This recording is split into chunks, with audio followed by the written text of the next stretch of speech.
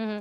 Terakhir Mbak Bibit, meskipun ada kekhawatiran ataupun mungkin kita bisa katakan, kekecewaan begitu ya di KUHP versi ini, tapi tentu life must go on, KUHP juga sudah disahkan. Apa ya Mbak yang harus tetap kita kawal supaya KUHP ini tetap, terdorong begitu untuk lebih baru, lebih progresif dan bisa mengakomodir misalnya poin-poin penjagaan hak asasi ketika berurusan dengan aparat penegak hukum?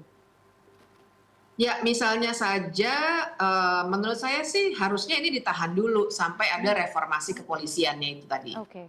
Itu satu ya, dan kemudian juga, kita akan banyak juga berkutat di soal, bagaimana seharusnya hukum acara pidana ini dilaksanakan, siapa yang harus menjadi semacam penentu arah dari kalau istilahnya itu dominus litisnya sebenarnya siapa? Mmm. Apakah benar kepolisian misalnya, ataukah kejaksaan misalnya? Kita belum tuntas membicarakan itu.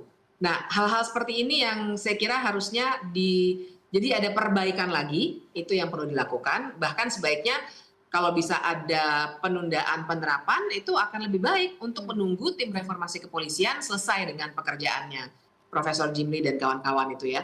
Dan kemudian juga, tentu saja yang perlu dilakukan adalah kalau proses politiknya sulit sekali untuk melakukan revisi lagi di DPR dan pemerintah, ya tidak ada jalan lain selain ke Mahkamah Konstitusi untuk memperbaiki beberapa pasal yang sudah dijabarkan tadi sedikit ya, kira-kira di bagian mana saja yang perlu diperbaiki sesuai dengan pasal-pasal HAM ataupun aturan main soal HAM internasional yang sebenarnya Indonesia harus terapkan juga. Mhm. Baik, kita harapkan ya meskipun sudah disahkan mungkin terus ada dorongan dan juga suara-suara kritik dari masyarakat sipil dan tentu kita kawal begitu ya Mbak poin-poin bagus, poin-poin progresif yang mungkin sudah terakomodir di, KUHP versi yang disahkan pada pagi hari ini supaya benar-benar dilaksanakan pengawasannya juga, terus diketatkan.